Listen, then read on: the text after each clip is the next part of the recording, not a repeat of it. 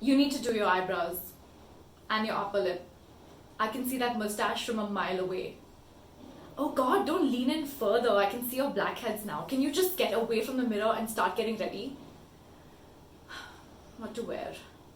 Actually, what can you wear? You haven't lost any of the weight that you regained, so most of that's not gonna fit.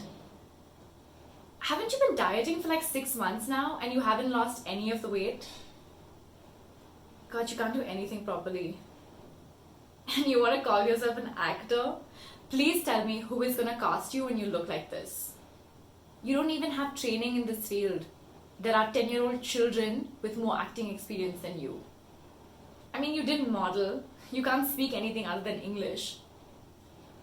Oh, and of course, you're 10 years too late to the game because you were studying computer science. Need I remind you that you were terrible at that also? God knows how you got a job. Oh, and of course, you couldn't handle it, so you came running home to mummy. You're such a waste of resources. I mean, your parents have done so much for you, and how do you repay them? By failing at not one, but 2 careers. Wow. If you can let down the people who are biologically obligated to love you, what makes you think anyone's gonna love you by choice? At least your exes saved themselves. Actually, who knows, they might still be recovering. Such a mess. I mean, you're so emotionally unstable, no talent, no contribution to the world, nothing. I keep hoping you'll die in a tragic accident, but that never seems to actually happen. Suicide isn't really an option either because then it just creates more problems than it solves, God, you can't stop being a nuisance even in death.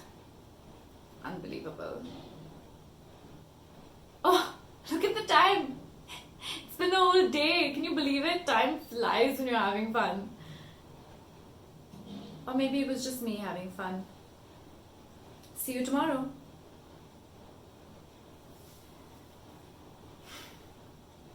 That's my friend Anxiety. We've known each other for a while.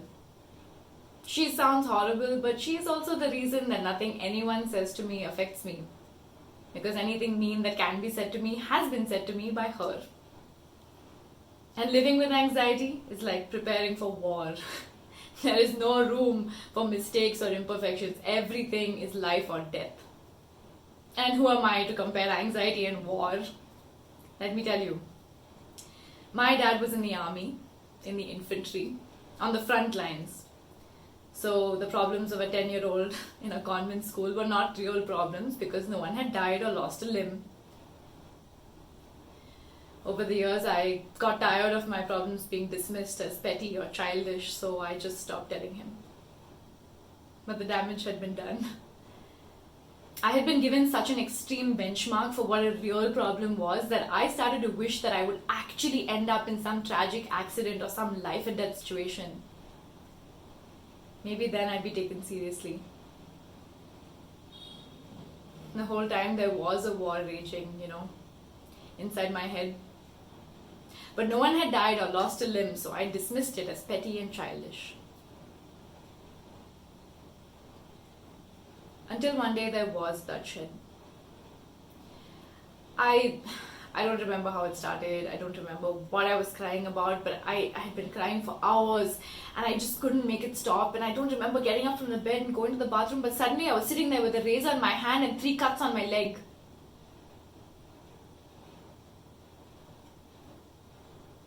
Now there was bloodshed. Maybe now I could be taken seriously.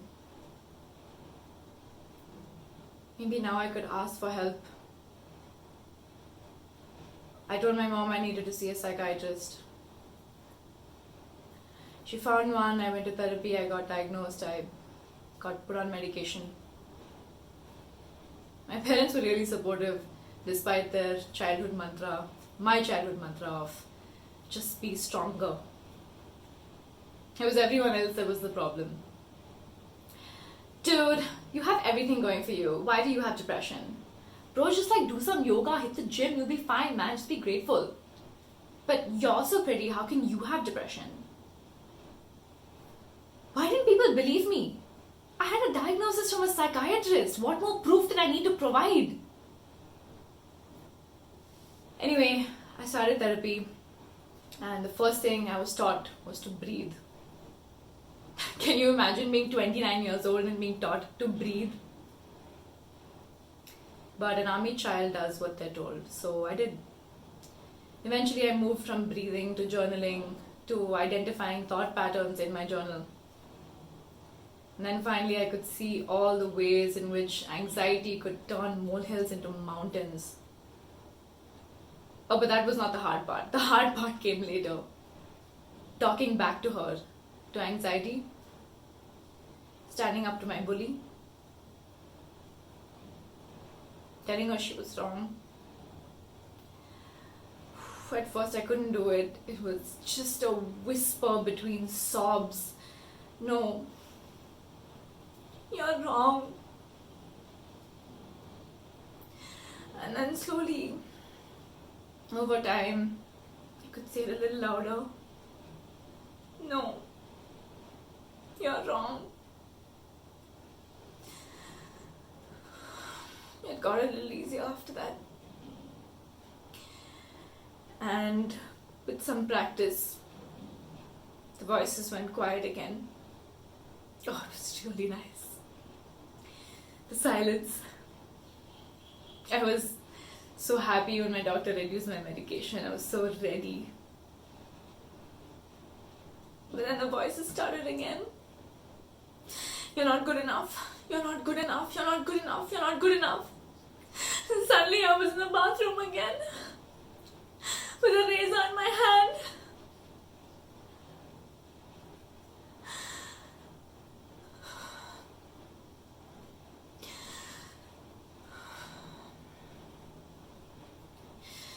I called my friend. He came over. We made chai and he just talked to me about his day. He didn't treat me like I was some kind of ticking time bomb or like I was made of glass. He just chilled with me. He didn't try to solve my problems or to fix me. I had been so worried about asking for help. And for what? It's so easy, isn't it?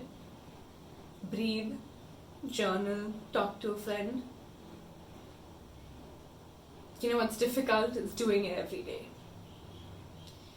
Picking yourself back up every time, again and again and again. But eventually, it gets easier and you don't need the medication anymore and you don't need to go to therapy as often anymore. You build a vault full of armor and weapons against anxiety. Or maybe it doesn't get easier. You just get stronger.